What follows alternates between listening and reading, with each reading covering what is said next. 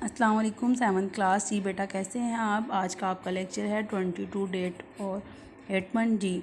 आपका unit number है हिस्सा जोग्राफिया का बाब 9 मुगल सल्तनत का ज़वाल। ठीक है जी, तो आप पढ़ भी रहे हैं साथ साथ कि नहीं? ये 4th यूनिट हमने सेकंड टर्म का स्टार्ट कर ली है। ठीक है, उसमें एक्सरसाइज बस मैं आपको करवा रही हूँ और आप उसको साथ साथ अच्छे से करें। आपको नोटिस दिए गए हैं जी। बादशाह अव्वल शाह आलम अव्वल, जिसमें 17 टू 1712 का उसका दौरे हुकूमत बताया गया जी। औरंगज़ेब आलमगीर की वफ़ात के बाद इसका बेटा मोहम्मद मुअज़्ज़म जानशीनी की जंग में अपने दोनों भाइयों में मोहम्मद आज़म और काम बख्श को शिकस्त देने के बाद कत्ल करके 1707 में बादशाह के अव्वल के लक़ब से बादशाह बना।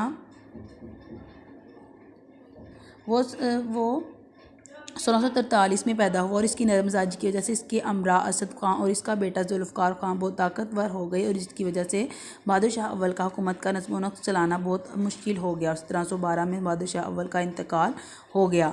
1712 में बादशाह अव्वल के लक़ब से बादशाह बना के लक़ब से आपने इसका यहाँ से करना है। शॉर्ट क्वेश्चन नंबर आपका फर्स्ट है, यहाँ से यहाँ तक इसका आंसर है। ठीक है, आपके नोट्स में भी बताया गया है और यहाँ पे मैं आपको दिखा देती हूँ जी। फर्स्ट शॉर्ट क्वेश्चन है बादशाह अव्वल के दौर का नज़्म व नस्क़ बयान करें, तो उसमें आपने यही आंसर करना है यहाँ से यहाँ तक। नेक्स्ट है बेटा आपकी रीडिंग है। ठीक है, मरहटा सरदार साहू की रहाई। औरंगज़ेब आलमगीर ने मरहटा सरदार सेवानजी के पोते साहू को कैद में रखा हुआ था। बहादुर शाह अव्वल ने असद खां को वज़ीर तलिक और इसके बेटे जुल्फ़कार खां को बख्शी अव्वल मुकर्रर किया, तो जुल्फ़कार खां के साहू को रहा करवा दिया। साहू ने अपने इलाके दक्कन में जाकर भाटों की हुकूमत को दोबारा मुनज़्ज़म किया और अपनी हुकूमत की बहाली का ऐलान कर दिया।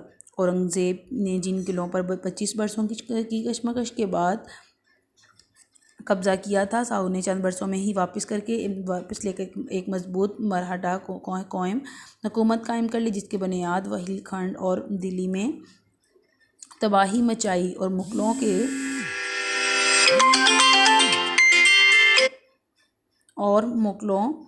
के लिए शदीद मुश्किलात पैदा की।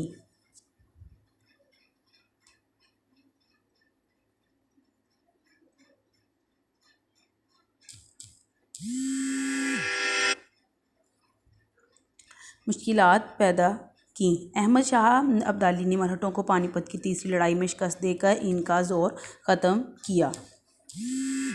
नेक्स्ट है बेटा जाट कौम और मुग़ल पॉलिसी, इसको आपने रीडिंग करना है। ठीक है, जाटों की बढ़ती हुई क़ुव्वत के खात्मे के लिए औरंगज़ेब आलमगीर ने 75 में ये आपने जो रीडिंग कर रहे हैं ना, जिसमें जो आपको नंबरिंग दी जा रही है, इसको आपने MCQs याद करना है। ठीक है जी।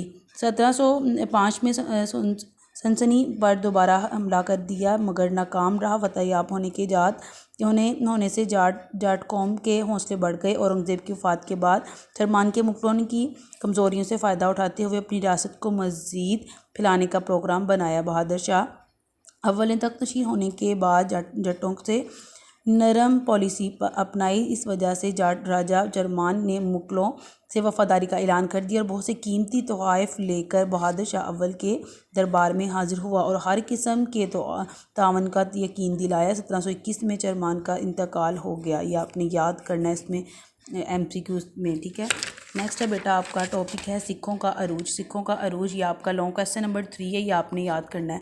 औरंगज़ेब आलमगीर की सख्त पॉलिसियों की वजह से सिख कौम मुग़लों की मुखालफ हो गई। औरंगज़ेब की सख्त मुखालफत की वजह से। ठीक है, बहादुर शाह अव्वल की दौरे हुकूमत में सिखों और मुग़लों के ताल्लुकात एक मरतबा फिर अच्छे हो गए। बहादुर शाह अव्वल के दौरे हुकूमत में क्या हुआ, उनका दौरे हुकूमत में सिखों के ताल्लुकात जो थे वो बहुत अच्छे हो गए। ठीक है, मुग़लों के साथ वो आपस में एक दूसरे अच्छे बर्ताव से रहने लगे। सिखों का